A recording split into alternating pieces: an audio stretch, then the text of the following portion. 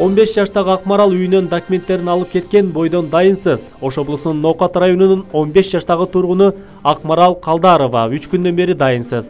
Ал 11 сентябрь күнү саат 7:00 чамасында үйүнөн мектепке кийген формасы менен чыгып кеткен бойдон кайрылып келген эмес.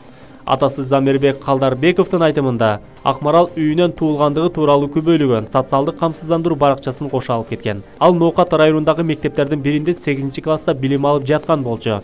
Жанында уюлдук телефону жок. Учурда Акмаралдын ата-энеси, туугандары үйүндө чыдамсыздык менен күтүп жатышат. Ал тууралуу билгендер болсо 0773 76 66 33 номеру аркылуу билдирүүнү атасын суранат. Аяш атасынын айтымында Акмаралда акыркы жолу Ош шаарындагы кафеге жумуш издеп барганда көргөндөр болгон.